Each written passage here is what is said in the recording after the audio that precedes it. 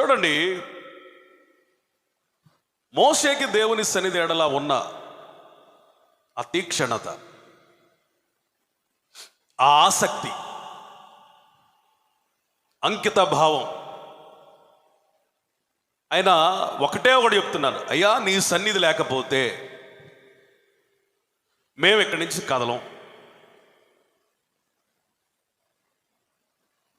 మా మీద కృప కనికరం కటాక్షం కలిగిందనే దానికి గుర్తు నీ సన్నిధే. ఈ లోకంలో ఉన్న ప్రజలకి మాకు ఏదైనా ఒక ప్రత్యేకమైన భిన్నత్వం ఏదైనా ఉందంటే అది నీ సన్నిధే. నీ సన్నిధి కలిగిన వారు నీ ప్రజలు, నీ సన్నిధి లేని వారు అన్యులు. చాలా కరాఖండిగా చెప్తున్నాడు. దేవుడు కదిలేంత వరకు కదలని దైవజనుడు మోషే. దేవునికి స్తోత్ర. ఈరోజు నేను అంటాను, ఈ అంశాన్ని మళ్ళీ నేను లాస్ట్లో చెప్పడానికి ఇష్టపడతాను. దేవుని సన్నిధి లేకపోతే ఒక్క అడుగు కూడా వెయ్యలేకపోతున్నాడు మోషే. దేవుని సన్నిధి లేకుండా నీ జీవితంలో ఎన్ని పనులు చేస్తున్నావు ప్రభువా, నువ్వు రాకపోతే రాకపోయావు, కానీ మా అబ్బాయి పెళ్ళి బాగా జరగాలి, మా అమ్మాయి పెళ్ళి బాగా జరగాలి. నువ్వు రాకపోతే రాకపోయావు కానీ మా ఇల్లు కట్టుకోవాలయ్యా, పాస్టర్ గారు వస్తే ఆ ఆచార్యం ఏంటంటాడు, ఈ ఆచార్యం ఏంటంటాడు. ఆయన రాకపోతే రాకపోయాడు, కానీ ఇల్లు మాత్రం బ్రహ్మాండంగా కట్టబడాలి. మన బ్రతుకులకి మోషే బ్రతుకుకి అంత తేడా ఉందండి. గట్టిగా చప్పట్లు కూడా దేవునికి స్తోత్రం చెప్పండి. హల్లెలూయా. అది దేవుని సన్నిధిని రుచి చూసినటువంటి ఒక దైవజనుని హృదయ స్పందన. అయితే తెగుళ్ళ గురించి మనం ధ్యానం చేస్తున్నాం. తెగుళ్లలో కూడా మోషే దేవుని సన్నిధిని అనుభవించడం గురించి మనం ధ్యానం చేస్తున్నాం. గత వారంలో నీరు రక్తంగా మారటం, కప్పలు ఆ ఐగుప్తును ఆవరించటం, పేలు వారిని ఇబ్బంది పెట్టడం, దాని గురించి మనం ధ్యానం చేస్తాం. నిర్గమాకాండం 8వ అధ్యాయం.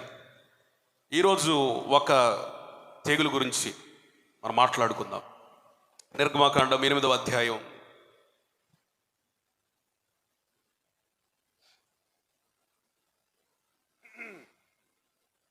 20వ వచనం నుంచి నేను చదువుతాను, వినండి. కాబట్టి యెహోవా మోషేతో, నీవు ప్రొద్దున లేచి ఫరో ఎదుట నిలువుము, ఇదిగో అతడు ఏటి యొద్దకు పోవును, నీవు అతన్ని చూచి నన్ను సేవించుటకు నా ప్రజలను పోనిము, నీవు నా ప్రజలను పోనీయని ఎడల చూడుమో, నేను నీ మీదకి, నీ సేవకుల మీదకిని, నీ ప్రజల మీదకిని, నీ ఎండ్లలోనికి ఏగల గుంపులను పంపెదను. ఐగుప్తీయుల ఎండ్లను, వారున్న ప్రదేశమును ఏగల గుంపులతో నిండియుండును. మరియు భూలోకములో నేనే యెహోవాను అని నీవు తెలుసుకున్నట్లు ఆ దినమున నేను నా ప్రజలను నివసించుచున్న గోషెను దేశమును వినాయించెదను, అంటే మినహాయించెదను, తప్పించెదను. అక్కడ ఏగల గుంపులు ఉండవు. నా ప్రజలను నీ ప్రజల నుండి ప్రత్యేకపరిచెదను. రేపు ఈ సూచక క్రియ జరుగునని యెహోవా సెలవిచ్చినట్లు నీవు చెప్పాలి.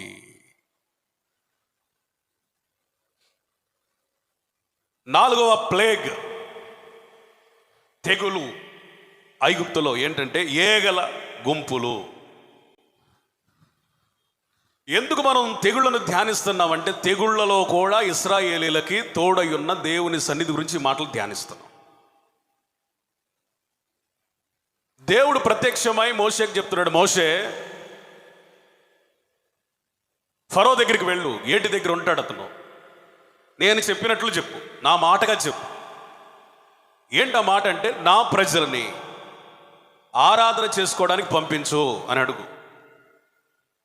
ఒకవేళ ఓ అన్నాడు అనుకో, నీ మీదకిని, నీ సేవకుల మీదకిని, నీ ప్రజల మీదకిని, మీ ఇండ్లలోనికి ఏగల గుంపులు పంపిస్తారని నేను చెప్పానని చెప్పు అని చెప్పి పంపించినప్పుడు అదే మాట చెప్పాడు.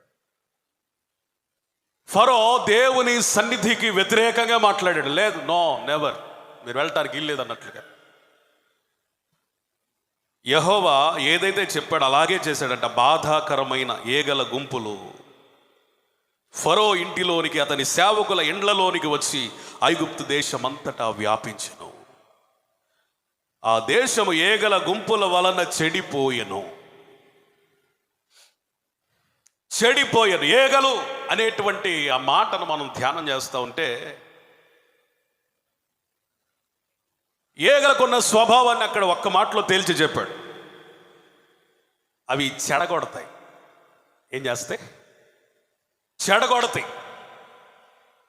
ఏగల గుంపులు ఐగుప్తు దేశానికి తెచ్చిన చేటు ఏంటంటే ఆ దేశమే ఏగల వలన చెడిపోయింది.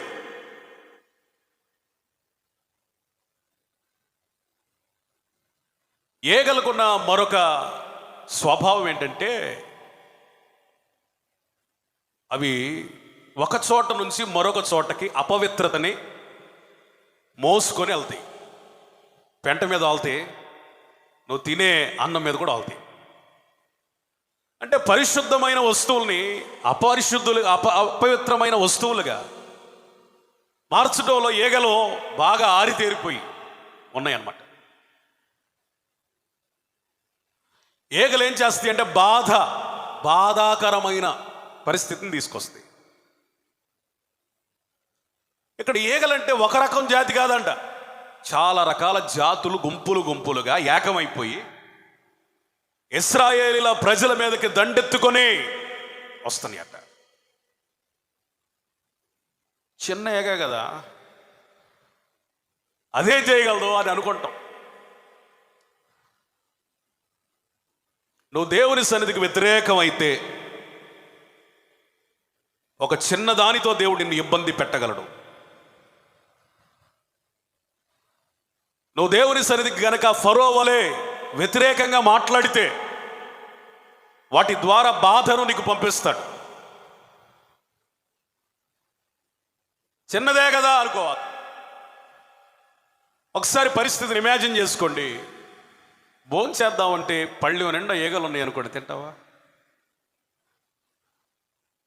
ఆలోచన చేయండి. చక్కగా విశ్రాంతి తీసుకున్నాం, పొలం నుంచి ఇప్పుడే వచ్చాను, కష్టపడ్డాను, దేహం అంతా అలసిపోయింది, పడుకోవాలనిపిస్తుంది, పడుకున్నాం. నీ పడక నిండా ఏగలే, దుప్పటి కప్పుకుందాం అనుకున్నాం, దుప్పటి నిండా ఏగలే. ఏంటి నీ కండిషన్ ఏంటి? ఎక్కడికి వెళ్ళినా ఏగలే. ఎలా ఉంటుంది నీ పరిస్థితి? ఒకసారి ఆలోచించు. ఎవరితో అయినా మనం పెట్టుకోవచ్చు, కానీ దేవుని సన్నిధికి వ్యతిరేకంగా ఏది చేయకూడదు. దేవునికి స్తోత్రం. దేవుడు ఎందుకు ఏగలను సృజించాడంటే రకరకాల కారణాలు ఉన్నాయి. ప్రకృతి సమతుల్యత కొరకు ప్రతి జీవిని కూడా సృజించాడు. అయితే దేవునికి గనక వ్యతిరేకంగా నువ్వు మాట్లాడితే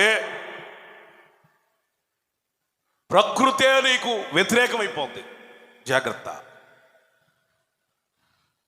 కాబట్టి మనం ఇప్పుడు ఎట్లా ఉండాలంటే మోషే వలె దేవుని సన్నిధిని ప్రకటించే వారంగా ఉండాలి తప్ప ఫరో వలె మోషే యొక్క దేవుని సన్నిధికి, దేవుని ప్రజలకు వ్యతిరేకంగా మాట్లాడి ఏగల గుంపులను తెచ్చుకునే వ్యక్తులుగా మనం ఉండొద్దు. Praise the Lord. హల్లెలూయా. ఈరోజు నా అంశం ఏంటంటే ఈ తెగులులో దేవుని సన్నిధి మోషేకి, ఇశ్రాయేల్ ప్రజలకు ఏ విధంగా తోడయ్యింది, ఫరోకి, ఫరో సేనకి ఏ విధంగా వ్యతిరేకమైంది. ఒక మాట చదవరు అక్కడ 24వ వచనం, 8:24.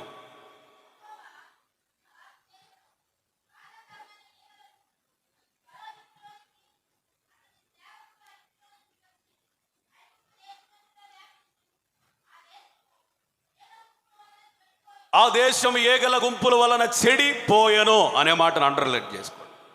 చెడిపోయెను, కరప్టెడ్, డిస్ట్రాయిడ్, పాడైపోయెను, చెడిపోయెను అనే మాట మీద మన దృష్టిని కేంద్రీకరిద్దాం. దేశాన్ని చెడగొట్టింది రాజులు కాదండి, దేశాన్ని చెడగొట్టింది శత్రువులు కాదండి, దేశాన్ని చెడగొట్టింది ఒక చిన్న జీవి. ఈ రోజున నీ జీవితంలో దేవుని సన్నిధి ఉందా లేదా? నేను చెప్పే 7 మాటల్లో నీకు తేలిపోదు. నువ్వు దేవుని సన్నిధిని కలిగి ఉన్నావా? దేవుని సన్నిధిని కాలదరిన వ్యక్తిగా ఉన్నావా? దేవుని సన్నిధిని కలిగి ఉన్నావా? దేవుని సన్నిధికి వ్యతిరేకంగా ఉన్నావా? దేవుని సన్నిధిని ఇంట్లో ఉందా? దేవుని సన్నిధి లేదా? దేవుని సన్నిధి ఎవరి ఇళ్లల్లో ఉంటుందో వారి ఇళ్ళు చెడిపోవండి, దీవించబడతాయి. స్తోత్రం, హల్లెలూయా. కొంతమంది అంటూ ఉంటారు, ఇది చేద్దాం అనుకున్నాను కానీ ఏమైపోయింది, చెడిపోయింది. ఈ ప్రయత్నం ప్రారంభించాను కానీ ఏమైపోయింది, చెడిపోయింది. ఈ కార్యాన్ని తలపెట్టారు కానీ చెడిపోయింది. వివాహం చేద్దాం అనుకున్నాను కానీ చెడిపోయింది. ఈ ఉద్యోగానికి వెళదాం అనుకున్నాను కానీ చెడిపోయింది. ఎందుకు చెడిపోయిందో, దేవుని సన్నిధి లేక. ఒక మాట చదవండి, ఆదికాండం 6వ అధ్యాయం 12వ వచనం. ఆదికాండం 6:12. ఆదికాండం 6:12. దేవుడు చూసినప్పుడు అది చెడిపోయిండెను.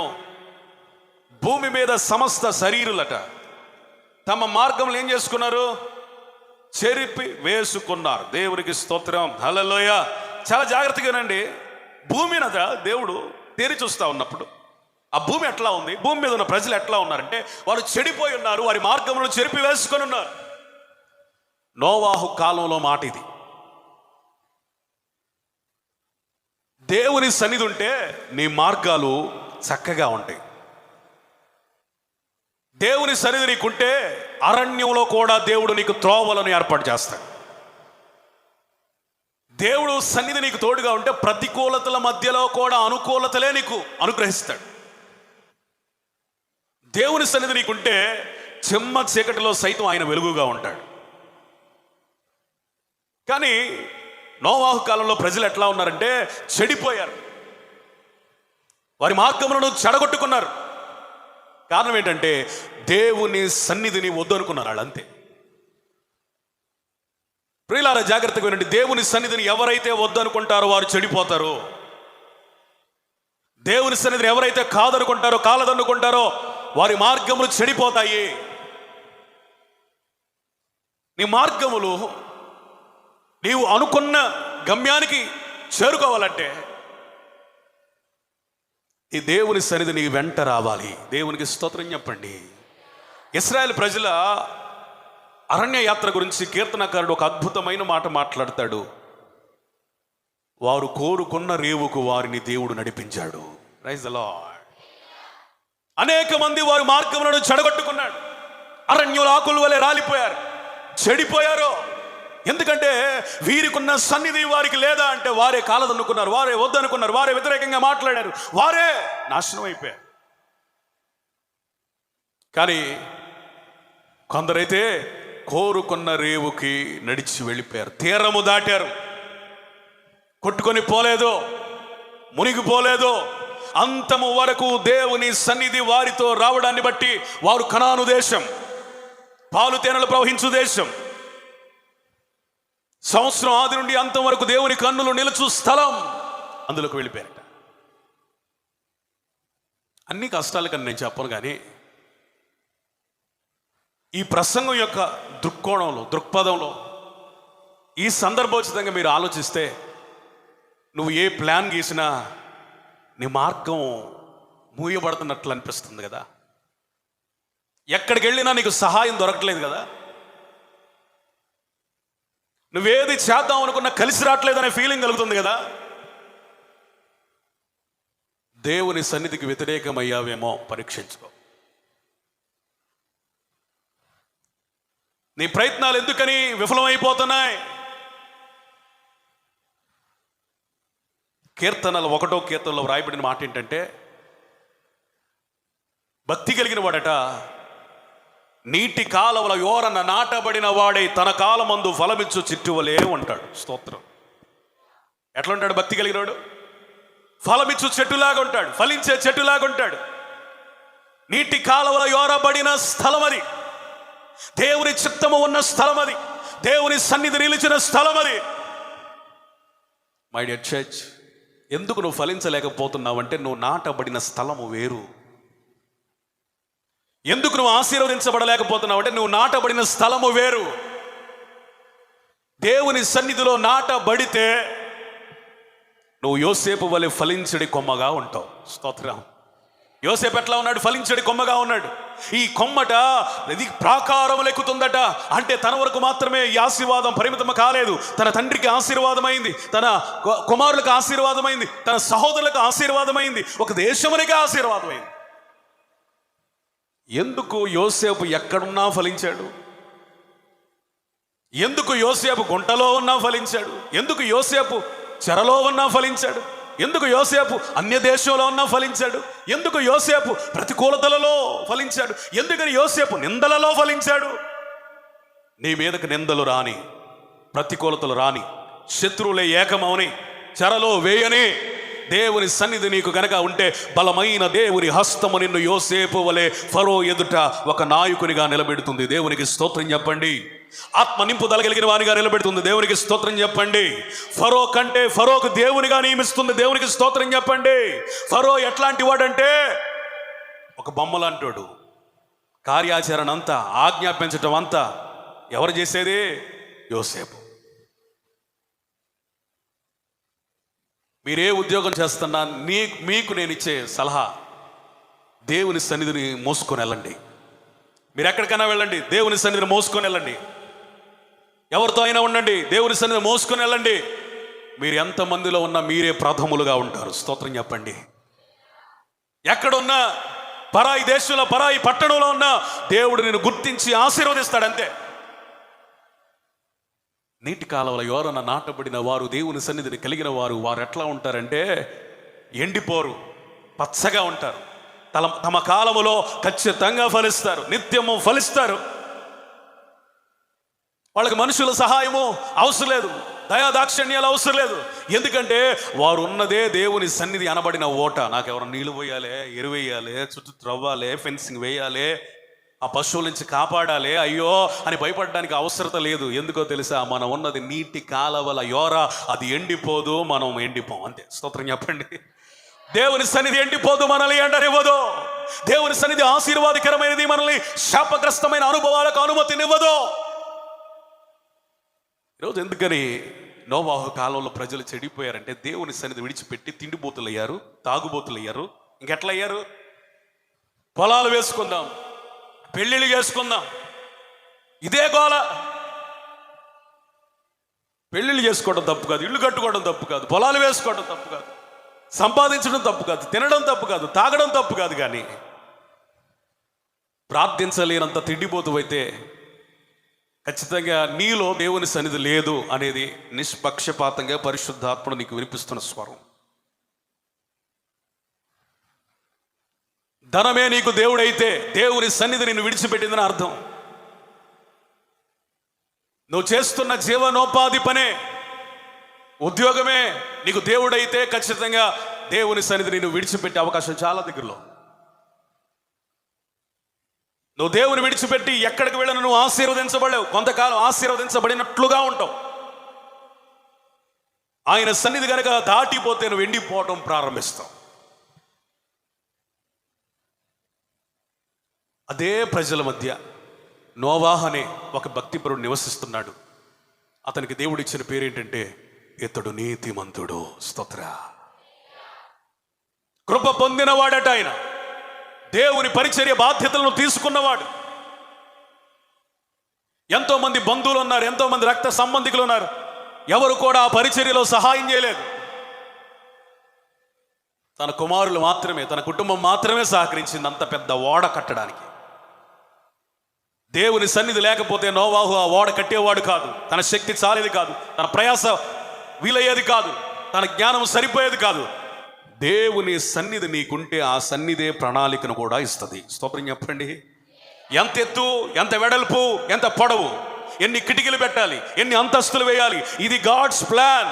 దేవుని చిత్తము నీకేమి నేర్పిస్తుందంటే దైవ ప్రణాళిక నీ జీవితంలోనికి చొప్పిస్తుంది. Praise the Lord. Lord, I have no plan.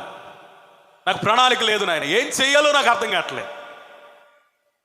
దేవుని సన్నిధి ఉన్నవారికి ప్రణాళికలు వేసుకోవాల్సినటువంటి అవసరం లేదు. దేవుడే ఆ ప్రణాళికను ఆల్రెడీ సిద్ధపరిచి ఉన్నాడు. ఆ ప్రణాళికను తగిన కాలంలో నీ చేతిలో పెడతాడు. ఇక నీ పని ఏంటంటే ఆ ప్రణాళిక ప్రకారం పనిచేయటం. స్తోత్రం. గాబరా పడద్దు, కంగారు పడద్దు. నా పిల్ల పెళ్ళి ఎలా చేయాలి, ఎవరికి ఇవ్వాలి? మా అబ్బాయి పెళ్ళి ఎలా చేయాలి, ఎవరికి ఇవ్వాలి? మా పిల్లల్ని ఏం చేయించాలి, వాళ్ళ భవిష్యత్తుని ఎలా తీర్చిదిద్దాలి? ప్రశ్న. నీ పిల్లల భవిష్యత్తు నిర్మించేది నీవా? నీ పిల్లల్ని ఆశీర్వదించేది నీవా? స్తోత్రం. ధనమ్మ గారు చక్కగా బయటికి వెళ్ళిపోయి వాటర్ తీసుకొని కళ్ళు కడుక్కొని చక్కగా ఫ్రెష్గా రండి, గట్టిగా స్తోత్రం చెప్పండి, హల్లెలూయా. మళ్ళీ నిద్రపోతే పేరు పెట్టి మళ్ళీ ఇంకోసారి పిలుస్తా. గట్టిగా రెండు చేతుల పైకి దేవుడికి స్తోత్రం చెప్పండి, హల్లెలూయా, హల్లెలూయా.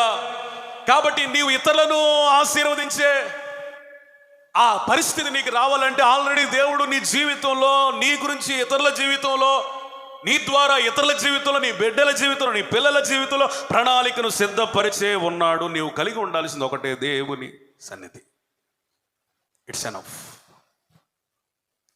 కొంతమందికి ఎప్పుడు ఆలోచన ఏంటంటే నా పిల్లలు ఏమవుతారో, ప్రయోజకులు అవుతారో లేదో, పనికి మాలోళ్ళు అవుతారేమో, ఎందుకు పనికి రాకుండా పోతారేమో, అయ్యో వాళ్ళు అలా ఉన్నారే, వాళ్ళ పిల్లలు ఇలా ఉన్నారే, నా పిల్లలు ఏంటయ్యా ఎంత చెడిపోయారు అని దేవుని సన్నిధి దగ్గర కన్నీరు కాలుస్తున్న తల్లిదండ్రులారా, లేఖనాల ద్వారా పరిశుద్ధాత్మని సహాయం ద్వారా ఒక దైవజనునిగా మీతో చెప్తున్న మాట ఏంటంటే, మీరు దేవుని సన్నిధి కలిగి ఉంటే మీ పిల్లల భవిష్యత్తులు దేవుని చేతిలో భద్రపరచబడి ఉన్నాయి. స్తోత్రం చెప్పండి. నువ్వు కాయలేవు, నువ్వు చేయలేవు, నీ ప్రణాళికలు అవి ఫుల్ఫిల్ అవ్వవు. దేవుడు మాత్రమే తన ప్రణాళికలు నీ ద్వారా జరిగించగలడు, కానీ నీ ప్రణాళికలకు ఆయన ఒప్పుకోడు. చెడిపోయారు. నోవాహు మాత్రం దైవ సన్నిధి కలిగి ఎవరు సహాయం చేసినా సహకరించకపోయినా దేవుడిచ్చిన ప్రణాళికను చేతులు పట్టుకొని, ఆ ప్లాన్ పట్టుకొని మనసులో ఉంచుకొని పని చేస్తా ఉన్నాడు. ఎన్నో అవహేళనలు, ఎన్నో నిందలు, ఎన్నో సూటిపోటి మాటలు. పిచ్చి పట్టిందారా ఈ నోవాగాడికి? వర్షం ఎప్పుడైనా పడిందా మన జీవితంలో? మన తాతల కాలంలో ఎప్పుడైనా పడిందా? వర్షం వచ్చిందంట, మనం మునిగిపోతామంట. అందుకని ఇక్కడ అడుగుతున్నాడంట, వీడికి ఏదో కాలు వచ్చిందిరా బాబు, సమయాన్ని వ్యర్థం చేస్తున్నాడు, పిచ్చోళ్ళలాగా ఉన్నాడు, అజ్ఞానిలాగా ఉన్నాడు, వాళ్ళ పిల్లలు కూడా రాసి రంపాన పెడుతున్నాడు వీడు, పిచ్చోడు, తిక్క ముదిరినట్టుంది, చేదస్తం ఎక్కువైనట్టుంది అనుకుంటున్నారు. కానీ సడలని విశ్వాసం, నిరీక్షణ నోవాహులో నిండుగా మెండుగా ఉన్నాయి. స్తోత్ర. బికాస్ ఆఫ్ హిస్ ప్రజెన్స్, దేవుని సన్నిధి వలన నీకేం కలుగుతుందంటే ఒక నిరీక్షణ, కదలని ఒక విశ్వాసం, సూటిపోటి మాటలనని, తిట్టని, నీ ప్రణాళికలను వెక్కిరించని, నీ దర్శనమును తొక్కివేయని. Never shy, సిగ్గుపడొద్దు. ఈరోజు ఒక రూపు లేదు కాబట్టి, ఈరోజు ఒక రూపం లేదు కాబట్టి, ఈరోజు ఒక పరిపూర్ణత రాలేదు కాబట్టి నీ గురించి అనేకులుగా అంటారు. కానీ దేవుడు నీ చేతిలో పెట్టిన ఆ ప్రణాళికను తీర్చిదిద్దుటలో నువ్వు సఫలీకృతమైపోతే ఆ దర్శనం ప్రజలందరికీ కనబడినప్పుడు నిన్ను పొగడడం ప్రారంభిస్తారు. చప్పట్లు కూడా దేవునికి స్తోత్రం చెప్పండి, గట్టిగా చెప్పండి, హల్లెలూయా. నీ దగ్గరకు వచ్చి అంటారమ్మా, నీ పిల్లలు చిన్నప్పుడు అట్లా ఉండేవాళ్ళు, కానీ ఈ రోజున వీరిని ఈ విధంగా తయారు చేసావమ్మా, you are a good mother, you are a good father. పిల్లలు మనమండి ప్రయోజకులు చేసే. చెప్పండి, నీవు దేవుని చేతిలో ఉంటే నీ చేతిలో నీ బిడ్డలు ఉంటారు, అంతే రహస్యం. నీవు దేవుని మాట వింటే నీ పిల్లలు దేవుని మాట వింటారు. నువ్వు దేవుని సన్నిధిని కలిగి ఉంటే నీవు కలిగి ఉన్న ఆ సన్నిధిని నీ పిల్లలకు నీవు వారసత్వంగా ఇవ్వగలవు. స్తోత్రం చెప్పండి. ఆస్తులు కాదు, ఐశ్వర్యాలు కాదు, వారసత్వంగా మనం ఇవ్వాల్సింది దైవ సన్నిధిని. ఈ మాట గురించి చెప్పాలంటే చాలాసేపు అయిపోయేటట్టుకుంది. రెండో మాట చూద్దాం.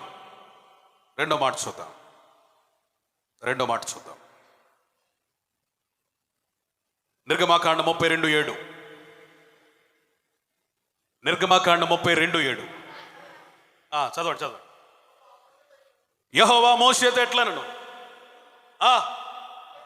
ఐగుప్తు దేశము నుండి నీవు రప్పించిన నీ ప్రజలు చెడిపోయిరి. చాలా థ్యాంక్ యూ. నోవాహు కాలంలో ప్రజలు చెడిపోయారు దేవుని సన్నిధి లేక. మరి ఐగుప్తు నుంచి తీసుకువచ్చిన ఇశ్రాయేలీయులు ఎందుకని చెడిపోయారు? ప్రజలు ఇక్కడ 2 సందర్భాల్లో చెడిపోయారు, 2 కారణాల చేత చెడిపోయారు. 1, చెడ్డ నాయకత్వం. 2, ఆ నాయకత్వంలో నుండి పుట్టుకొచ్చిన విగ్రహం. The major reason is bad leadership, చెడ్డ నాయకత్వం. దేవుని సన్నిధి మన జీవితాల్లో ఎప్పటి నుంచి ఎప్పుడు వెళ్ళిపోద్ది? నీ ఇంట్లో నువ్వు ఒక చెడ్డ నాయకునిగా ఉన్నప్పుడు.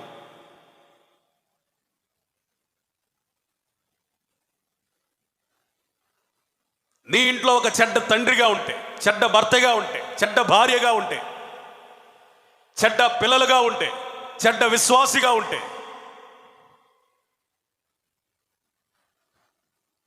నీ నాయకత్వం సరి చేయబడాలి. ఆమేన్, స్తోత్రం.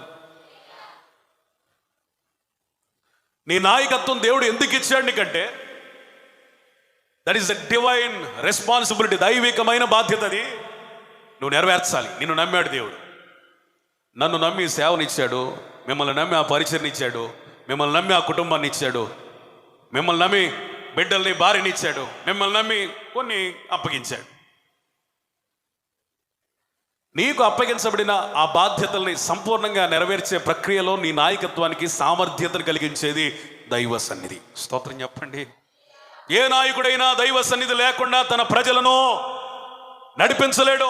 ఏ నాయకుడైనా దైవ సన్నిధి లేకుండా తన కుటుంబం నడిపించలేడు. ఏ నాయకుడైనా దేవుని సన్నిధి లేకుండా తన బిడ్డలను మంచి త్రోవలలో నడిపించలేడు.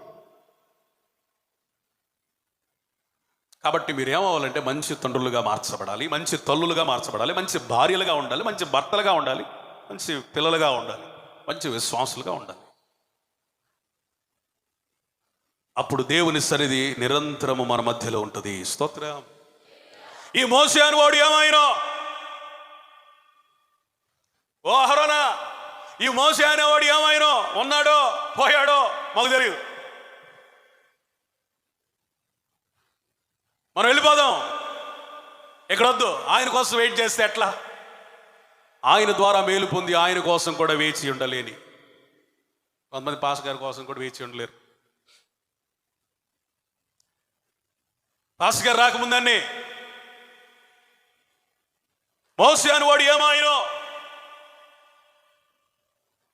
మనం ఒక పని చేద్దాం. ఇప్పుడు మా ముందు నడుచుటకు ఒక నాయకుడు కావాలి.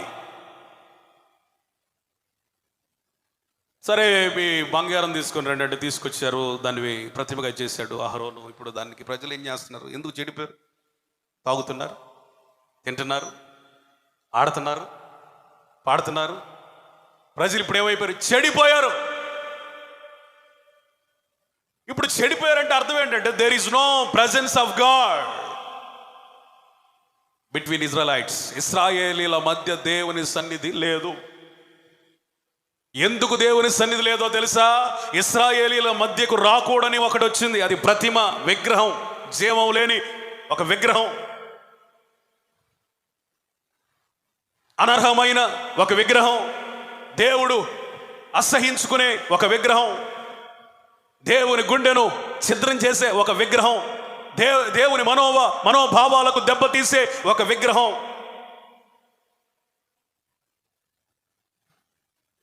ఈరోజు నీ ఇంట్లో ఎందుకు దేవుని సన్నిధి లేదంటే ఎక్కడో విగ్రహం ఏలుబడి చేస్తుంది. ఎక్కడో ఒక విగ్రహం. దేవునితో పని లేదు, దైవజనుడితో పని లేదు, ఇంకేదో ఏలుబడి చేస్తుంది.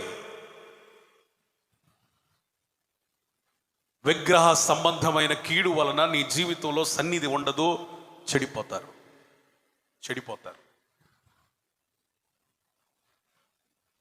ఇన్ని సంవత్సరాల నుంచి నువ్వు మందిరానికి వస్తున్నా, బాప్తీసం తీసుకున్నా, బల్లలో చేయి వేస్తున్నా, అన్యాచారాలు పోలేదు. అది ఇదే పోతావు నరకానికి, గట్టిగా వెళ్ళిపోతావు అంతే. రక్షించబడిన నీకు మాసాలతో ఏం పనండి, సంవత్సరాలతో ఏం పనండి, రోజులతో ఏం పనండి, ముహూర్తాలతో ఏం పనండి, మంచి రోజులు చెడ్డ రోజులతో ఏం పనండి, శాస్త్రంతో ఏం పనండి, లోక మూలాచారాలతో ఏం పనండి. స్తోత్రం. నీకు మంచి రోజులే ఇచ్చేవాడుగా. ఒకవేళ అన్యాచారాలే పాటించాలనుకుంటే 365 రోజులు ఎందుకు నీకు అనవసరం? రోజులోనే నీకు ఒక మహిమ ఉంటే దేవుడు ఎందుకండి నీకు? ఆ నెలలోనే కార్యాలు జరుగుతాయి అంటే మిగిలిన 11 నెలలు ఎందుకండి? పెళ్ళిళ్ళు ఆ నెలలోనే చేస్తారు. ఏమో మిగిలిన నెలలో చెప్తే ఏమైద్దో. ఆ నెలల్లోనే భార్య భర్తలు విడదీస్తారు, కొత్తగా పెళ్ళైనా సరే. అల్లుడు గారు ఉండకూడదండి మీ ఇద్దరు కలిసి. ఏ అత్తగారు? శాస్త్రం. దేవుని వాక్యం ఏం సెలవిస్తుంది? దేవుని చేత జతపరచబడిన వారిని మనం ఏం చేయకూడదు? విడదీయకూడదు. ఇప్పుడు నువ్వేం చేస్తున్నావు? దేవుని చెప్పిన దానికి వ్యతిరేకంగా విడదీసేస్తున్నావు. ఇక పెళ్లి చేసే ప్రయోజనం పాపం. క్రైస్తవ తల్లిదండ్రులు అయితే, అత్తమామలు అయితే అలా చేయకూడదు. ఆచారాలు, అన్యాచారాలు. నేను ఒక మాట చెబుతున్నా, నువ్వు అన్యాచారాలు పాటించినంత కాలం నువ్వు బాగుపడవు. నేను చెప్పే మాట కాదు, చెడిపోయారు ప్రజలు. నువ్వు బాగుపడాలి, ఆశీర్వదించబడాలంటే ఒకటే ఒక మాట, నీ కుటుంబంలో విగ్రహానికి ఏమాత్రం కూడా అవకాశం ఉండకూడదు. దేవునికి స్తోత్రం చెప్పండి. హల్లెలూయా. యేసయ్యని ఎవరైతే ముందు పెట్టుకొని నడుస్తారో వారికి అన్నీ చేయాలి. ఫోన్ వచ్చింది, లిఫ్ట్ చేసావు.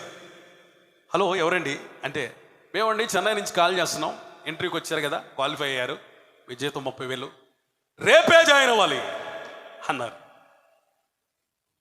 దేవరాజు అనుకుందాం, రేపే జాయిన్ అవ్వాలి. అమ్మా మరి రేపే జాయిన్ అవ్వమంటున్నారు, వెళ్ళమంటావా? ఉదాహరణకు చెబుతున్నాను, ఫీల్ అవ్వక. రేపు మంచి రోజు కదా అబ్బాయి, అమావాస్య. మళ్ళీ ఫోన్ చేశారు వాళ్ళు ఆ రోజు సాయంత్రం, అబ్బాయి రేపే జాయిన్ అవ్వాలి, లేకపోతే ఇంకొకరు రెడీగా ఉన్నారు. వెళతావా? మంచి రోజు కోసం చూసుకుంటావా చెప్పాలి. చెప్పండి, వెళ్తారుగా. ఎందుకు? 30,000 పోతున్నాయి అక్కడ, మళ్ళీ ఇంక్రిమెంట్స్ సంవత్సరానికి. ఉద్యోగాన్ని వదిలిపెట్టవే, నీకేమైనా అయిందా? అది వదిలిపెడితేనే నీకు దరిద్రం. దానికి మంచి రోజు లేదు, చెడ్డ రోజు లేదు. దేవుడు నిన్ను ఆశీర్వదించాలనుకుంటే ఎలాగైనా ఆశీర్వదిస్తాడు. స్తోత్రం చెప్పండి. నిన్ను దీవించాలని ఆయన అనుకుంటే, ఆయన సన్నిధి నువ్వు కలుగుంటే, నిన్ను ఏ పరిస్థితుల్లో ఉన్నా, ఎంత దరిద్రతలో ఉన్నా, ఎన్ని ప్రతికూలతల మధ్యలో ఉన్నా, నిన్ను ఆయన ఏం చేస్తాడు తెలుసా? ఆశీర్వాదపు బాటలోనికి నడిపిస్తాడు. ముహూర్తాలు నీకు ఆశీర్వాదాన్ని ఇవ్వలేవు, మంచి రోజులు నీకు మంచిని కలిగించలేవు. ఈ లోక సంబంధమైన మూల పాఠాలు, మూలాచారాలు, బేసిక్స్ నీకు ఆశీర్వాదాన్ని ఇవ్వలేవు. కొంతమంది కొత్త బండి కొనుక్కున్నారు అనుకో, దానికి ఏం కడతారు చెప్పాలా? నిమ్మకాయ. కొంతకాలానికి అదేమైపోయింది చెప్పాలి, ఎండిపోద్ది. అన్యాచారాలు పాటించిన వాళ్ళు కూడా మరి అది అందులో బలం ఉంటే ఆ నిమ్మకాయ ఏమైపోవాలా? పచ్చగా ఉన్నది, ఆకులు కాసి అబ్బా అదొక చెట్టు అయిపోవాలి. కానీ ఏమైపోద్ది? పచ్చగా ఉన్నది, తర్వాత పసుపుగా అయిపోయి, తర్వాత నల్లగా అయిపోయి, తర్వాత ఎక్కడదురా చూద్దామంటే ఎక్కడ ఉండదు, పడిపోయింది. అది అక్కడే తెలిసిపోతుంది, నాయన అన్యాచారాలతో చేసేది ఏదైనా అది ఎండిపోయేదే కానీ పండిపోయేది కాదు. దేవునికి స్తోత్రం చెప్పండి. హల్లెలూయా. కొంతమంది ఏదైనా ఒక వాహనం కొన్నారనుకోండి, దానికి ఏం వేస్తారు చెప్పండి? దండ. ఏంటి మనోళ్ళు దండలు దేనికి వేయాలో కూడా అర్థం కాని పరిస్థితులు. కొన్ని కార్లు వెళ్తూ ఉంటాయి, కొన్ని అప్పుడే మంచి వెహికల్స్ వెళ్తూ ఉంటాయి, దానికి ఏం వేస్తారు? దండ.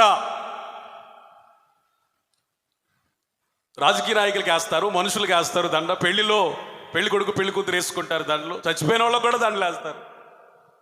అంటే చివరికి దేనికి వేస్తున్నారు దండలు? వస్తువులకి, వాహనాలకి కూడా దండలే. దండ అంటే ఏంటి? దండ ఎందుకు వేసావు నువ్వు? ఘనపరిచే దానికి అది దండ. Honouring, the sign of honour, గౌరవ సూచకం అది. ఒక ముళ్ళ మీద నిలిచే తుస్ అంటది, దానికి దండేసి నువ్వేం చేస్తున్నావు? వాహనమా, నీకు ఒక వందనం, కలకాలం నాతోనే ఉండాలి, ఇంకొకటి ఎక్కించుకోను, సింగిల్ హ్యాండ్ ఉంటావా అని ఎయిట్ అనమాట. ఈ బుద్ధిహీనమైన పనికి మాలిన పనులు మనలో నశించునుగాక. ఆమేన్. విగ్రహం వల్ల నీకు ఆశీర్వాదం రాదు, చెడిపోతావు అంతే. మూడో మాట చదువుదాం. మూడో మాట 2 దినవృత్తాంతాలు 26:16. రెండవ దినవృత్తాంతములు 26:16. అయితే అతడు స్థిరపడిన తరువాత అతడు మనస్సున గర్వించి చెడిపోయెను. చాలండి. నోవాహు కాలంలో ప్రజలు చెడిపోయారు, ఇశ్రాయేలీలు చెడిపోయారు. మూడవదికి ఉజ్జియా చెడిపోయాడు. ఎప్పుడు చెడిపోయాడు? స్థిరపడిన తరువాత. చాలా ఇంపార్టెంట్ లెసన్. దేవునికి స్తోత్రం. హల్లెలూయా. యా నా వైపు చూడ, నన్ను కొంచెం కనికరించు. హల్లెలూయా. చాలా important lesson to Christian life. క్రైస్తవ జీవితానికి ఒక శ్రేష్టమైన పాఠం ఇది, ఉజ్జియా యొక్క జీవితం. ఎప్పుడు చెడిపోయాడండి? స్థిరపడిన తర్వాత. ఎప్పుడు? స్థిరపడిన తర్వాత. స్థిరపడక మునుపు ఎట్లా ఉన్నాడు? నిత్యము దేవుని సన్నిధి కలిగి ఉన్నాడు. ఆశీర్వాదం లేనప్పుడు ఎట్లున్నాడు? ప్రార్థించాడు, కన్నీరు విడిచాడు, వాక్యం చదివాడు. ఎక్కడ ప్రార్థన అంటే అక్కడికి వెళ్ళాడు, ఎక్కడ కోటాలంటే అక్కడికి వెళ్ళాడు, ఏ పరిచర్య అంటే ఆ పరిచర్య చేశాడు. ఇప్పుడు ఆశీర్వాదం పొందిన తర్వాత, అతడు స్థిరపడిపోయిన తర్వాత ఇప్పుడు ప్రార్థన లేదు, వాక్యం లేదు, పరిచర్య లేదు, సహకారం లేదు, దీనత్వము లేదు, మంచితనం లేదు. దేవుడు నీకు అనవసరంగా ఘనత ఇచ్చి చెడగొట్టాడు. ఏమిచ్చి చెడగొట్టాడు? దేని వలన చెడిపోయావు? ఘనత వలన. నువ్వు బాగుపడతావని ఇచ్చిన ఆ ఘనత నీకేమైపోయింది? చెడుగా మారింది. ఇలాంటి వాళ్ళు అందరిని చూసి దేవుడు అనుకుంటాడు, వీళ్ళకి ఇవ్వకపోయినా బాగుండేదే. దేవుని మనస్సట పశ్చాత్తాపడిద్దంట కొన్నిసార్లు. ఈ నరులను ఎందుకు చేశాను? చెయ్యకుండా ఉన్నా బాగుండేదే. నేనే వీళ్ళని ఈ విధంగా చేశాను అన్నట్లుగా ఆయన పశ్చాత్తాపడిపోయి వాళ్ళని నాశనం చేయడానికి ఇష్టపడ్డాడట.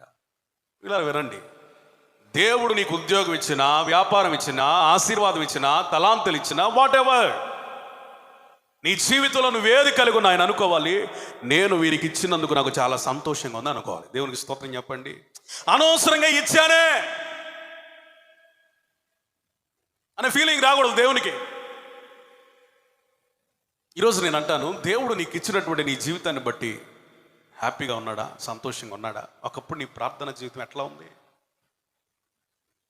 ప్రభువా నన్ను ఆశీర్వదించు, ఆశీర్వదించు, ఆశీర్వదించు అని ప్రాధేయపడ్డం. ఆశీర్వదించబడిన తర్వాత ప్రార్థన ఉందా?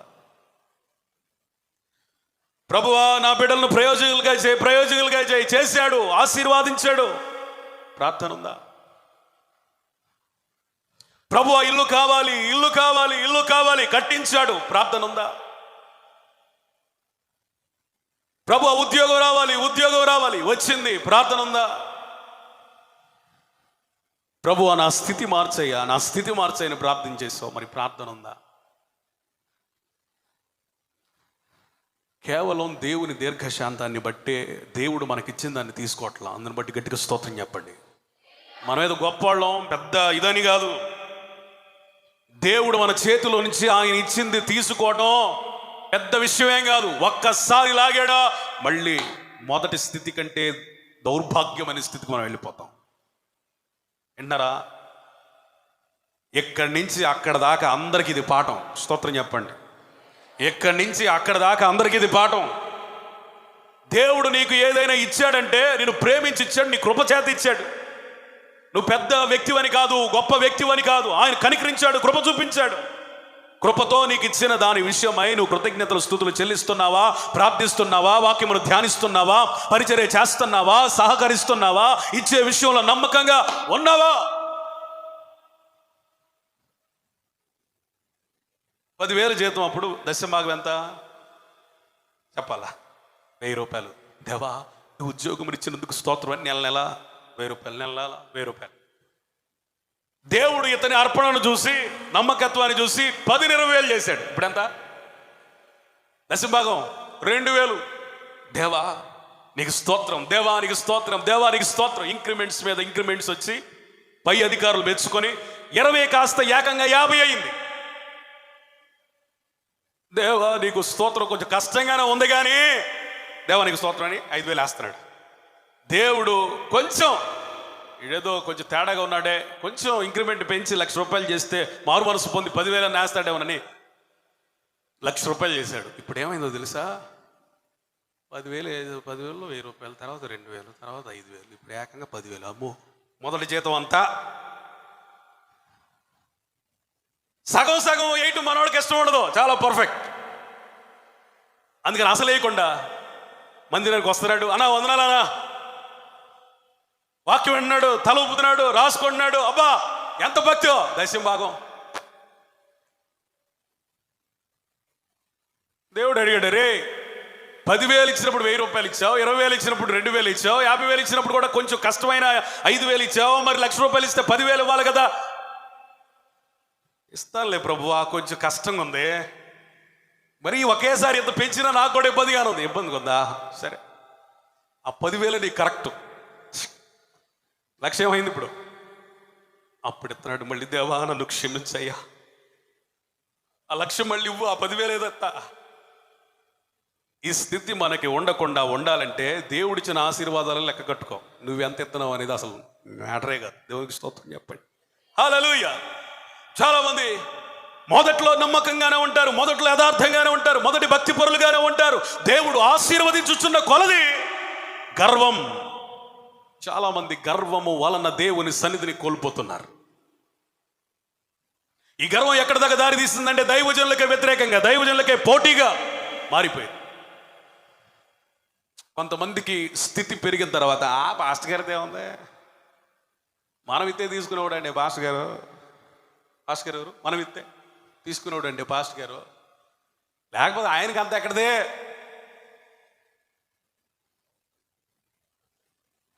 మీరు ఇస్తే నేను తీసుకుంటున్నానా అంటే అలా అనుకునే వాళ్ళకి, మరి నేను ఇస్తే మీరేం తీసుకోవట్లేదా?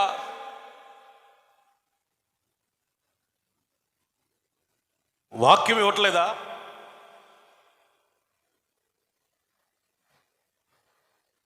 మీరిచ్చేది శరీర సంబంధమైనవి. మీ కొరకు మేము వాక్యం ఇస్తున్నాం, ప్రార్థన చేస్తున్నాం.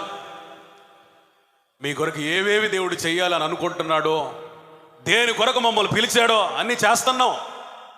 శరీర సంబంధమైనవి క్షయమైనవి, ఆత్మ సంబంధమైనవి అక్షయమైనవి. గట్టిగా స్తోత్రం చెప్పండి, స్తోత్రం చెప్పండి.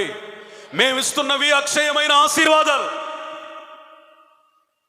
మీరు వాటిని చూసుకోవాలి. దైవజను నుంచి మనకు వస్తుంది ఎంత అని అనుకోవాలి, కానీ దైవజనుడికి నేను ఇస్తుంది ఎంత అనే ప్రశ్న నీలో వస్తే గర్వమే ప్రారంభించబడి, నువ్వు స్థిరపడిన తర్వాత నువ్వు దైవజనుడికి ఇస్తున్న దాన్ని బట్టి మనస్సున కూడా గర్వం రాకూడదు. సుమి, నా దేవునికే ఇస్తున్నాను, స్తోత్రం, నా దేవునికే చేస్తున్నాను. నీకెంత ఉద్యోగం రాని, మందిరంలో నీకు అప్పగించబడిన పరిచర్య క్రమముగా సక్రమముగా చేయాలి. అది దీనత్వం. స్థిరపడిన తర్వాత ఉజ్జియాట బయట గర్వించలా, మాటల్లో గర్వం లేదు, మనస్సున. మనిషి చెడిపోవడానికి మనస్సు చెడిపోతే చాలా, అంతేగా, ఫాస్ట్గా ర్యాపిడ్గా మనిషి చెడిపోతాడు. గర్వము నీ గుండెల్లో ప్రారంభించబడితే నీ జీవితాన్ని చెడగొడుతుంది. గర్వం వలన మనుషులు ఏమొస్తుందంటే నిర్లక్ష్య స్వభావం. ఏ స్వభావం? నిర్లక్ష్యం. మనుషులంటే నిర్లక్ష్యం, దైవజనుడు అంటే నిర్లక్ష్యం, పరిచర్య అంటే నిర్లక్ష్యం, దేవుని పని అంటే నిర్లక్ష్యం.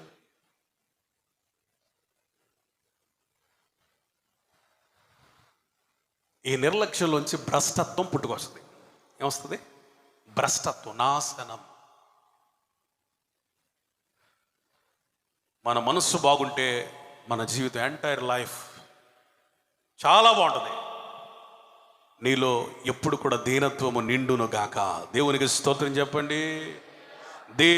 సామెతలు 13:20. He that walketh with wise men shall be wise, but companion of fools shall be destroyed. ఎవరు చెడిపోయారు ఈ వచనంలో? చెప్పాలి. ఎవరు చెడిపోయారు? ఒక వ్యక్తి. ఎందుకు చెడిపోయారు? సహవాసం. ఎవరితో చేయడం వల్ల చెడిపోయారు? మూర్ఖులు. ఒక మనిషి ఎప్పుడు చెడిపోతాడో ఇక్కడ క్లియర్గా ఒకే ఒక మాటలో రాయబడింది. నువ్వు చెడిపోవడానికి, మీలో అనేకులు చెడిపోవడానికి one of the reasons is fellowship, స్నేహాలు. నువ్వెవరితో స్నేహం చేస్తున్నావో దానిని బట్టి నీ ఆశీర్వాదం, అభివృద్ధి, ఆత్మీయత ఆధారపడింది. తిరుగులేని సత్యం. జ్ఞానులతో సహవాసం చేస్తే మనం జ్ఞానులు అవుతామట, మూర్ఖ చిత్తులతో, మూర్ఖులతో సహవాసం చేస్తే చెడిపోతామట. ఎందుకు చెడిపోతున్నాను అని నీకే ఎన్నోసార్లు ప్రశ్న వచ్చిందా? నీ ప్రశ్నకు, అనేకుల ప్రశ్నకు సమాధానం ఏంటంటే నీ స్నేహాలు మారాలి. స్నేహాలు మారాలి. మూర్ఖులైన ఈ తరము వారికి వేరై రక్షించబడాలి. నువ్వెవరితో స్నేహం చేస్తావు ఆ ప్రభావం ఖచ్చితంగా నీ మీద, నీ కుటుంబం మీద కూడా పడింది. ప్రార్థనా పరుల సహవాసం నిన్ను ప్రార్థనా పరునిగా, ప్రార్థనా పరురాలిగా, పరిశుద్ధుల సహవాసం నిన్ను పరిశుద్ధతను గురించి తీవ్రత కలిగిన దానిగా, వానిగా మారిస్తే, అపవిత్రులతో స్నేహం నిన్ను చిన్నగా అపవిత్రతలోనికి, పాపంలోనికి, రకరకాల నేరాలలోనికి నడిపిస్తుంది.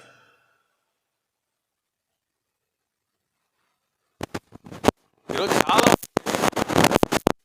ఉన్నవారు రండి అంటే 12 గోత్రాల్లో ఒక్క గోత్రమే వచ్చింది. మిగిలిన గోత్రాల గురించి పరిస్థితి ఏంటి? 11 గోత్రాలు. మాకు దేవుడు వద్దు, మాకు దైవజనుడు వద్దు, కావాలా, మా అక్క కావాలా, మా వాళ్ళు కావాలా, ఇంటి సంబంధికులు కావాలా, ఇంటి పేరట వాళ్ళు కావాలా, వాళ్ళు కావాలి, మాకు ఇల్లు కానీ పాస్ గారు ఎందుకండి? నేటి సంఘాల్లో అద్దం వలె ప్రతిబింబిస్తున్నటువంటి ఒక పరిస్థితి. కానీ లేవి గోత్రం అట్లేదు. దేవుని పక్షముగా ఉండటం అంటే దైవజనుని పక్షంగా ఉండటం అని వాళ్ళు వచ్చారు. స్తోత్రం చెప్పండి. దేవుని పక్షం ఉండడం అంటే మేము పాటలు పాడతామంటే, ప్రార్థన బాగా చేస్తామంటే, మేము పరిచర్య బాగా చేస్తామంటే దేవుని పక్షంగా ఉండడం కాదా ఇదే? ఏదో చెప్పొచ్చు పాస్టర్ గారితో ఏకీభవించాలంట, పాస్టర్ గారి పక్షం ఉండాలంట. ఉంటేనేనా? ఎవరు చెప్పారు? చూపించు. చూడు, నిర్గమాకాండం 32వ అధ్యాయం చదువుకో.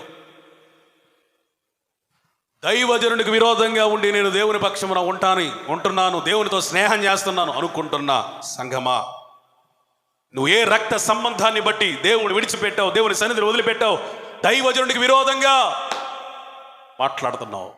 నీ స్నేహాలు మారాలి. లోతు తనను విడిచిపెట్టనంత వరకు అబ్రహాము దర్శనం పెద్దదవ్వలేదు, ఎటు వెళ్ళాలో అర్థం కాలేదు. నీ జీవితంలో సరైన నిర్ణయాలు తీసుకోలేకపోవడానికి గల కారణం నిన్ను అంటి పెట్టుకున్న చెడ్డ స్నేహితులు. ఏం చదవాలో అర్థం కాదు, ఏ గ్రూప్ తీసుకోవాలో అర్థం కాదు, ఏ కోచింగ్ జాయిన్ అవ్వాలో అర్థం కాదు. వాడు ఎటు వెళ్తే అటు వెళ్తావు, వాడు ఏది చేస్తే అది చేస్తావు, వాడు సినిమాలకి వెళ్తే వెళ్తావు. అటు సంతోష పెట్టడమే నీ బ్రతుకు.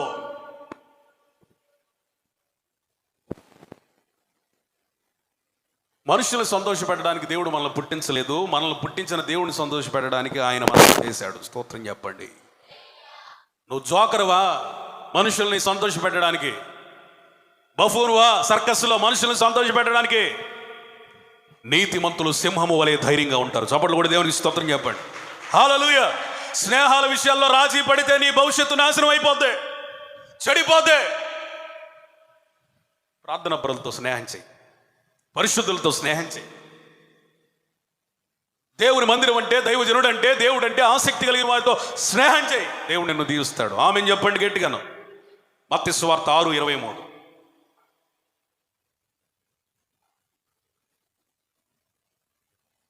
మత్తయి సువార్త 6:23. నీ కన్ను చెడినదైతే దేహమంతా ఏమైపోద్ది? చీకటిమయమై ఉండును. చాలండి. దేవుని సన్నిధి లేని వాళ్ళ జీవితాల్లో ఎలాంటి సూచనలు కనబడితే చెప్పుకుంటూ వస్తున్నాను. ఒక మాట ఏంటంటే కన్ను చెడిపోద్ది. ఏం చెడిపోద్ది? కన్ను చెడిపోద్ది. ఈరోజు నీ కన్ను బాగుందా, చెడిపోయిందా?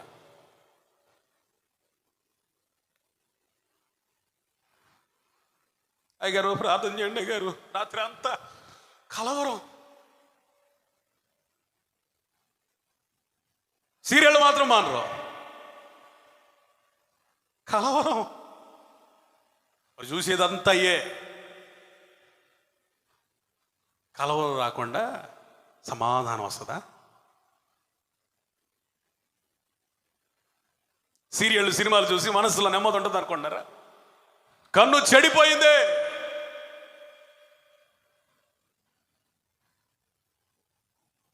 ఎంతమంది ఇళ్లలో టీవీలు ఉన్నాయో వాళ్ళు జాగ్రత్త. కేబుల్ టీవీ ఉన్నా పాపం కాదు, కేబుల్ పెట్టించుకున్నా పాపం కాదు, లేకపోతే దాని ఏదో అంటారు డిష్ ఉన్నా పాపం కాదు. నువ్వేం చూస్తున్నావు అది పాపం. నువ్వేం చూస్తున్నావు అది పాపం. ఈరోజు చాలా మంది వాళ్ళ ఇంట్లో టీవీలు ఉండవు కానీ ఫోన్లు ఉంటాయి. ఫోన్లో ఏంటి? సీరియల్లే. టీవీ ఉన్నవాళ్ళైనా ఆ ఉన్నప్పుడే చూడటం. ఫోన్లు అంటే ముందు ఎపిసోడు, ఆ ముందు ఎపిసోడు. ఈ సీరియల్ ఏదో బాగుంది, అసలు ఫస్ట్ ఎపిసోడ్ ఎట్లా స్టార్ట్ అయిందో ఆ ఎపిసోడు.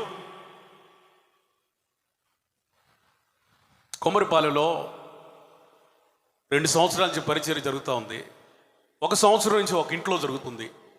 ఆ సహోదరు ఇంకా రక్షించబడలేదు. తను చెప్పిన సాక్ష్యం వినండి. మాస్టర్ గారు, నేను పుట్టిన దగ్గర నుంచి, నా చిన్నప్పటి నుంచి చూస్తున్నాను ఒక సీరియల్. మీరు చెప్పిన వాక్యం విన్న తర్వాత నేను 2 నెలల నుంచి సీరియల్ చూడడం మానేశాను. దేవునికి స్తోత్రం చెప్పండి. హల్లెలూయా. 2 నెలలు ఒక రక్షించబడిన అన్యురాలు సీరియల్ చూడకుండా తన కళ్ళతో నిబంధన చేసుకోవడం సాధ్యమైనప్పుడు, పుట్టు క్రైస్తవులు అంటే ఈ వాక్యం మాకు తెలీదా, ఈ బోధ మాకు తెలీదా అనుకున్న నీ పరిస్థితి ఏంటి? నీ కళ్ళు చెడిపోయినాయి అంటే దేవుని సన్నిధి వెళ్ళిపోతుందని అర్థం. ఇర్మియా తన కళ్ళతో కన్నీరు కార్చాడు ఇశ్రాయేలు ప్రజల కొరకు. స్తోత్రం చెప్పండి. దావీదు తన కళ్ళతో ధర్మశాస్త్రమును ధ్యానించాడు. అబ్రహాము తన కళ్ళతో పునాదులు కలిగిన పట్టణాన్ని చూస్తున్నాడు. యోబు అంటున్నాడు, నేను ఏ స్త్రీని కూడా వ్యభిచార దృష్టితో మోహపు చూపుతో చూడను, ఎందుకంటే నా కళ్ళతో నేను ఒక నిబంధన చేసుకున్నాను. భక్తుల కళ్ళు ఆ విధంగా ఉన్నాయి కాబట్టి వారి జీవితాలు అంతగా ఆశీర్వదించబడ్డాయి. నువ్వు ఎందుకు బతుకు చెడిపోతుంది? ఎందుకు నీ ఇంట్లో చెడిపోయిన జీవితం, పడిపోయిన జీవితాలు? సీరియళ్ళు మానవే.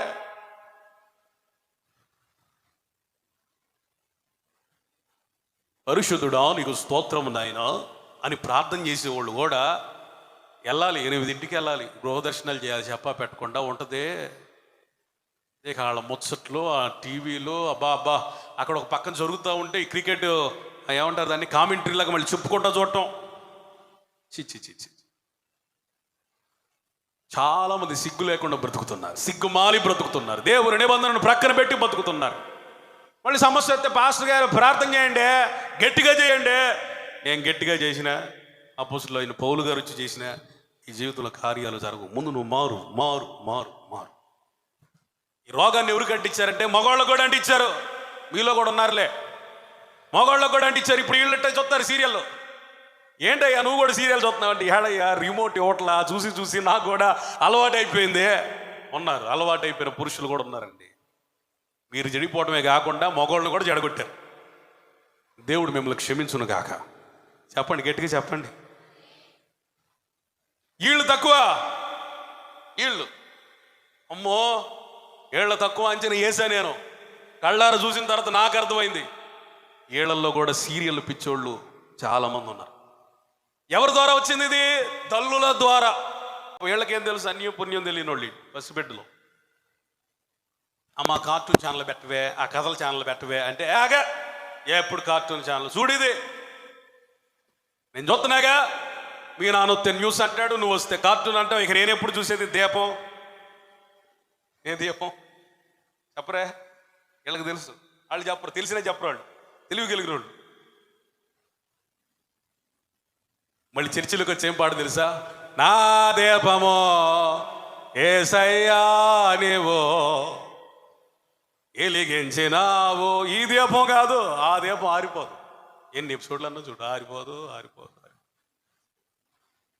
నీ దేహములో ఎప్పుడు దైవిక వెలుగు ఉండాలంటే నీ కళ్ళు వెలుగుతూ ఉండాలి. గట్టిగా స్తోత్రం చెప్పండి. హల్లెలూయా.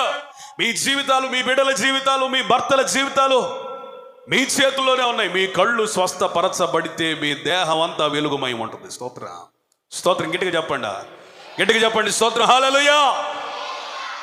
నీ కళ్ళు తేటగా ఉండాలా, ఎటు వెళ్ళాలన్నా తేటగా ఉండాలి, ఎక్కడికి వెళ్ళినా తేటగా ఉండాలి. నీ కళ్ళకి ఒకరోజు మబ్బు కమ్మితే నీ పరిస్థితి ఏమవుతుందో నీ ఆత్మీయ జీవితం కూడా అలాగే అయిపోతుంది.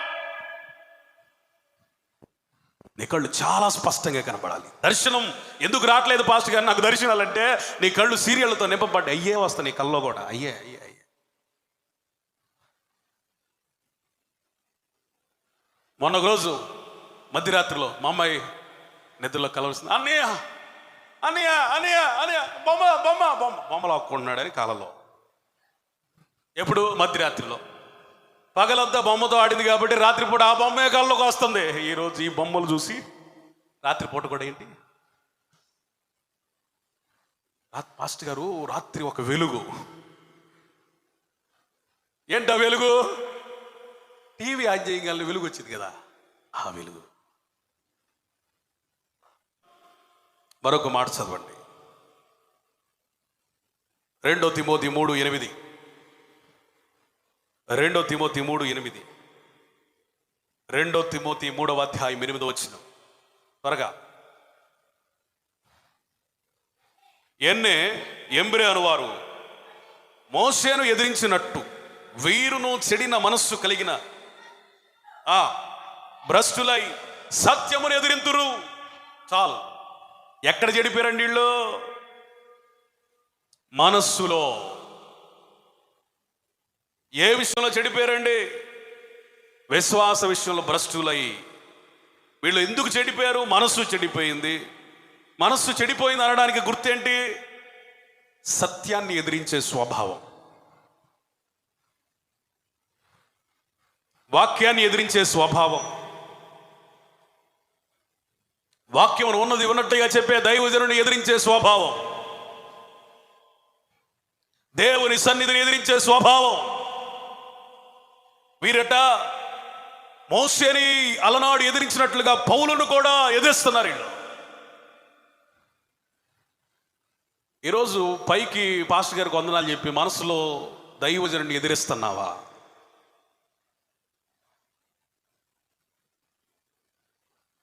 ఈరోజు పాస్టర్ గారికి వందనాలు అయ్యా, వందనాలు అన్నగారు, వందనాలు అన్న, వందనాలు పాస్టర్ గారు, మనసులో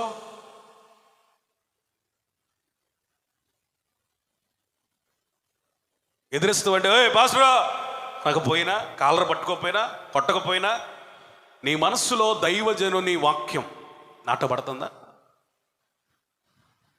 సత్యం నాటబడుతుందా?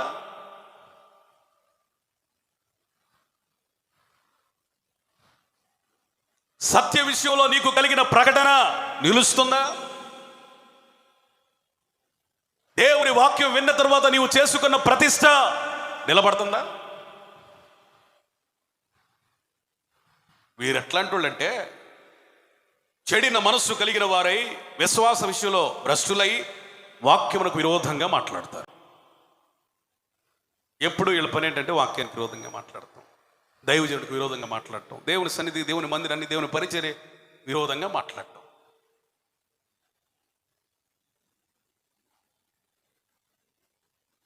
అన్నయ్య వాక్యం చెప్తే ఇక నాకు బంగారం ప్రతిష్ఠించుకోవాలనిపించింది, అందుకే తీసేశానక్క. వాళ్ళు అట్టాగే చదువుతారు. వాళ్ళు ప్రతిష్ఠించుకోమంటే ప్రతిష్ఠించుకుంటావా? మీ ఆయన ఏమంటాడో, ఇలా ఆయన ఏమంట పాపం, మీ ఆయన ఏమంటాడో. నువ్వు ఇప్పుడు పెళ్ళికి వెళ్ళావు అనుకో, మొన్నటి దాకా అసలు ఫస్ట్ పేరు నీదే పేరంటాల్లో, ఇప్పుడు లేకపోతే పిలువరు. దేవుడు నన్ను ప్రేరేపించాడక్క, అందుకే నేను. మళ్ళీ వీళ్ళు చెప్పేది ఎవరు ఈ సలహాలు? వీళ్ళు కూడా ఆల్రెడీ తీసేసిన వాళ్ళే. హలో, సమర్పించుకున్న వాళ్ళే, ప్రతిష్ఠ కలిగిన వాళ్ళే, ఆత్మీయతలు ఎదిగిన వాళ్ళే, కానీ ఎదుగుతున్న వారిలో విషమును నాటి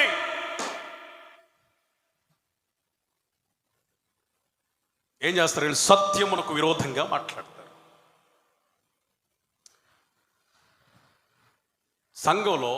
ఈ సంఘంలో ఎట్లాంటి వాళ్ళు ఉన్నారంటే, ఎంబ్రే అనేవాళ్ళు ఎట్లా ఉన్నారంటే, వాళ్ళు చెడిపోయి పైకి భక్తుల్లాగా ఉండి భక్తిలోనికి వస్తున్న వాళ్ళని చెడగొడుతూ విషం నాటుతూ సరైన ప్రతిష్టలోనికి రానియకుండా వాళ్ళని అడుగడుగున అడ్డుపడుతూ చాలే నగలు ప్రతిష్ఠించుకోకపోతే పరలోకం లేదని బైబిల్ ఉందా? 33వ అధ్యాయం నిర్గమాకాండం. దేవుని సన్నిధి రావాలంటే వాళ్లకు దేవుడు పెట్టిన పరీక్ష ఏంటంటే వారి నగలను తీసేయటం. హలో స్త్రీలారా వినండి, బంగారం మీద మీకు అపేక్ష పోవాలి, సమర్పించుకోవాలి. మీరు సేవకు ఇవ్వండి అనేది నేను చెప్పట్లా, అది నీకు తెగి వస్తే ఇవ్వు. అయితే నీ దేహం మీద బంగారం విషయమై 33వ అధ్యాయం నిర్గమాకాండం మాట్లాడుతుంది. మొదటి వచనాలు చదువుకోండి, ఇంటికి వెళ్ళి చక్కగా మొదటి నుంచి కొన్ని వచనాలు చదువుకోండి. ప్రతిష్ఠించబడిన నీవు ఇతరులను ప్రతిష్టలోనికి నడిపించే స్త్రీగా పురుషునిగా ఉందువుగాక. గట్టిగా చెప్పండి హల్లెలూయా. చాలా మంది ప్రతిష్ఠించబడి కూడా ప్రతిష్టలోనికి వెళ్లే వారికి ఆటంకాలుగా ఎన్ని ఎంబ్రేల వలె ఎదురు తిరుగుతూ ఉన్నారు, సత్యములకు విరోధముగా మాట్లాడుతున్నారు. అకుల ప్రిస్కిల్లాలు పరిచర్య చేశారు, పరిచర్య చేసే వారిని ప్రోత్సహించారు. గట్టిగా స్తోత్రం చెప్పండి. నీ నిజమైన ప్రతిష్ఠ ఏంటంటే ప్రతిష్ఠించబడిన నీవు ప్రతిష్ఠించబడాలని ఆశ కలిగిన వారిని కూడా ప్రతిష్టలోనికి నడిపించాలి. అది అంతేగాని నేను ప్రార్థన పుర్రాలుగా ప్రార్థన పడుకుంటే చాలు, ఇక మందిరంలో ఎవరు ఉండకూడదు, నేను ప్రతిష్ఠించుకుంటే చాలు, ఇక మందిరంలో ఎవరు ఉండకూడదు, నేను ఇక వస్త్రాల్లో ప్రతిష్ఠించుకుంటే చాలు, ఇక ఎవరు ప్రతిష్ఠించుకోకూడదు. సైతానా.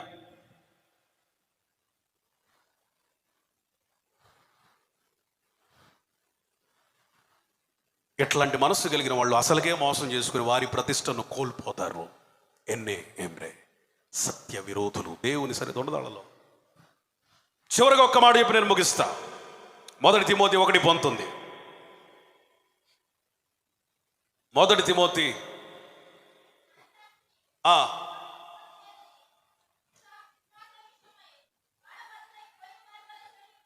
దేవునికి స్తోత్రం.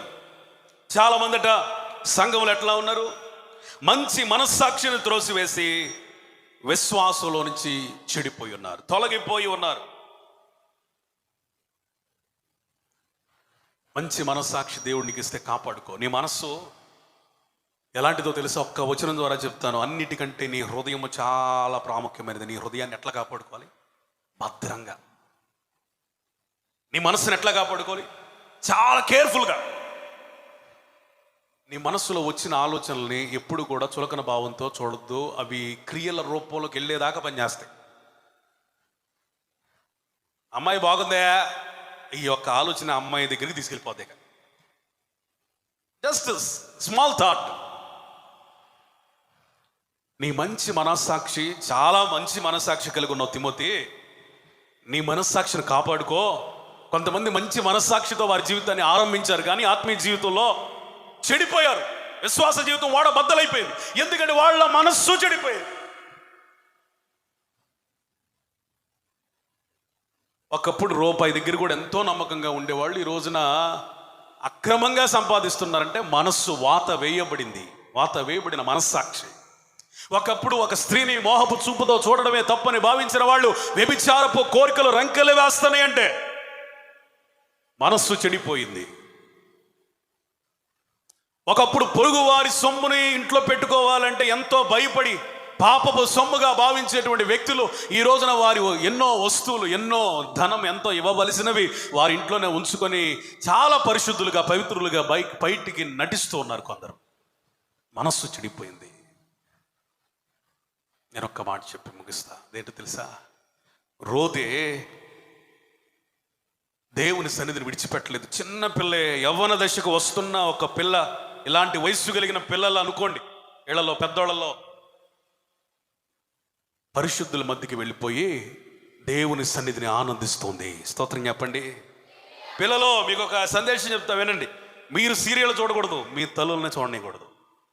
ఆమె మీరు చెప్పాలి, బుద్ధి చెప్పాలి, వాళ్ళకి సిగ్గొచ్చేటట్టుగా మీరు చెప్పాలి. నా ఉపదేశం కంటే మీదే గట్టిది. స్తోత్రం చెప్పండి. ఆ భాస్కర్ చెబుతారు కానీ మా ఇంట్లో ఉండరుగా. ఏళ్ళకి చెబితే ఏడవా పాస్టర్ గారు అంతా చెప్తున్నా చూస్తున్నావు. మీకు ఒక విషయం తెలుసా? చాలా మంది ఇక్కడ చిన్నపిల్లలు ఆరాధనలో కన్నీరు విడుస్తూ ప్రార్థన చేస్తున్నారు వారి తల్లిదండ్రుల కోసం, ఆత్మ నింపుదల కోసం ప్రార్థిస్తున్నారు. వాళ్ళని తక్కువ అంచనా వేయడానికి వీలు లేదు. వారిలో రోదేలు ఉన్నారు, దేవునికి స్తోత్రం చెప్పండి. దైవజనురాళ్ళు ఉన్నారు, దేవునికి స్తోత్రం చెప్పండి. పరిశుద్ధులు, ప్రార్థనాపరులు, విజ్ఞాపనకర్తలు ఉన్నారు, స్తోత్రం చెప్పండి. నీవు గనక చెడిపోతే ఓ తల్లే తండ్రి వాళ్ళని ఎడగొడుతున్నట్టు. చెడిపోయిన తరంగా ఉండకండి. ఒకప్పుడంతా స్వచ్ఛమైన మనసుతో ఉన్నావు, అదే స్వచ్ఛమైన మనస్సాక్షితో నువ్వు బ్రతకాలని పరిశుద్ధాత్ముడు ఈ రాత్రి ఈ పగలు కోరుకుంటున్నాడు. యేసు రక్తానికి ఉన్నటువంటి శక్తి ఏంటంటే నీ మనస్సు, ఆ మనస్సులో ఉన్న సాక్షి దానిని కూడా పరిపూర్ణంగా రక్తంతో కడగగలదు. దేవునికి స్తోత్రం చెప్పండి. యేసు రక్తమునకున్న శక్తి ప్రాచీన స్వభావము తీసివేసి, పాపపు స్వభావాన్ని తీసివేసి, పాపపు ఆలోచనలు తీసివేసి నీ మనస్సు అంతటిని కడగగలదు. మనసు ఎవరికైనా కనపడుతుందండి? ఒక్కొక్కళ్ళ మనసు ఒకవేళ ప్రొజెక్టర్లో కనబడే ఆప్షన్ ఏదైనా ఉంటే, అమ్మో యేసయ్యా నిన్నెవరు ప్రేమిస్తారు, నన్ను ఎవరు ప్రేమిస్తారు, అంత కలుషితం, కల్మషం, హృదయం వ్యాధితో నిండిపోయింది. ఆ టెక్నాలజీ కనుక వచ్చి నీకేదో ఒక చెవులోనో చేతిలోనో ఒక వైరు పెట్టి దానికి కనెక్షన్ ఇచ్చి నువ్వేం మాట్లాడొద్దు, రాత్రి ఏం చేసావు నువ్వు అంటే, రాత్రి ప్రార్థనకు వచ్చాక, ఆ ప్రార్థనకు వచ్చిన తర్వాత అయిపోయిన తర్వాత ఏం చేయాల అక్కడ కనిపించింది సీరియల్ చూస్తా ఆనందింటున్నట్టుగా. ఈరోజు నేను అంటాను, మన మనస్సు ఇతరులకు తెలిస్తే ఎంత అసహించుకుంటారో. ప్రేమించరు కూడా ప్రేమించరు. చెడిపోయిన మనస్సు కలిగిన వారమైన దేవుడు మనల్ని ప్రేమిస్తున్నాడు. గట్టిగా స్తోత్రం చెప్పండి. ఆయన రక్తం మనల్ని ఆహ్వానిస్తుంది. ఈరోజు నేను ఒకే ఒక మాట చెప్తున్నా, నీ మనస్సు బాగుపడితే నువ్వు బాగుపడతావు, అంతే. That is the power of mind. మనస్సు అంటే నీ ఆలోచనలు. ఈ ఆలోచనల ద్వారానే ప్రతి అవయవం నియంత్రించబడుతుంది. కనబడనది కనబడేదానిని నియంత్రిస్తుంది. జాగ్రత్త. ఈ ఆలోచనలే మన చేతుల్ని, మన కాళ్ళని, మన అవయవాలని ప్రతి దాన్ని నియంత్రిస్తుంది, రెగ్యులేట్ చేస్తుంది, కంట్రోల్ చేస్తుంది. మన క్రియలు బాహ్య రూపంలో కనబడి మన బ్రతుకు ఎలా చెప్పచ్చు, చెడిపోయిందిగా మారే లోపే మనం ఆలోచనలు చంపేయడానికి యేసు రక్తం ఒకటే మందు. గట్టిగా స్తోత్రం చెప్పండి. హల్లెలూయా. ఈరోజు నేనన్నాను, పురుషులారా, యవనస్తులారా, మీరు పాపాన్ని జయించలేకపోతున్నారా, పాపపు ఆలోచనలు జయించలేకపోతున్నారా? నీ మనసు యేసు రక్తం చేత కడగబడాలి. స్త్రీలారా మీరు కూడా, పిల్లలారా ఎవరైనా సరే, అందరికీ మనసు ఉంది. మనసున్న మంచి దేవుడు ఈ యొక్క పగటి పూట నిన్ను ఆహ్వానిస్తున్నాడు. యేసు రక్తంతో కడుగుతానని. నిశ్చయంగా ఆ రక్తము నిన్ను కడుగునుగాక. దయచేసి అందరూ లేచి నిలబడదాం. నా మనసు చెడిపోయింది, నా ఆలోచనలు చెడిపోయినాయి, ఆలోచనలు బట్టి నా క్రియలు కూడా పాడైపోతున్నాయి, నా అంతరంగం చెడిపోతుంది, నా సాక్ష్యం దెబ్బతింటా ఉంది, నేను మందిరంలో బాగానే ఉన్నాను కానీ బయటికి వెళ్ళిపోతే నా బ్రతుకు మారిపోతుందయ్యా, సంఘంలో బాగానే ఉంటున్నాను కానీ ఒంటరిగా నా గదిలో ఉన్నప్పుడు పాడైపోయానయ్యా, మందిరంలో బాగానే ఉన్నాను కానీ ఉద్యోగం చేసే స్థలంలో నా మనసు పాడైపోయి క్రియలు పాడైపోయాయి నాయన. ఈరోజు నీ మనస్సు బాగుపడితే నువ్వు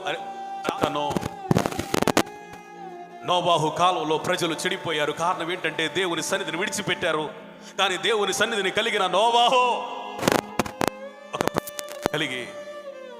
ఒక ప్రణాళిక కలిగి ఎవరు సహకరించినా సహకరించకపోయినా తన పని తాను చేసుకుంటూ దైవ చిత్తమును సంపూర్ణంగా నెరవేర్చాడు. దేవుని సన్నిధి ఉంటే ప్రజల సహాయం గురించి పెద్ద ఆలోచన వద్దు, శక్తి యుక్తుల గురించి పెద్ద ఆలోచన వద్దు, నీ జ్ఞానం శూన్యమైన పెద్దగా బాధపడాల్సిన అవసరం లేదు. ఈరోజు దేవుని సన్నిధిని నీకు సమస్తము నేర్పిస్తుంది. నువ్వు దేవుని సన్నిధిలో ఉంటే నిశ్చయముగా నిశ్చయముగా నిశ్చయముగా ఫలించడి కొమ్మ వలె ఉంటావు. చేయండి, ప్రార్థన చేయండి, నోరు తీసి ప్రార్థన చేయండి. విగ్రహం దేవుని సన్నిధి లేకుండా చేయడానికి కారణమైంది నువ్వు ఎక్కువగా ప్రేమించే ఒక వ్యక్తి నీకు విగ్రహం అయ్యాడా? అందుకే దేవుని సన్నిధి నిన్ను విడిచిపెట్టింది.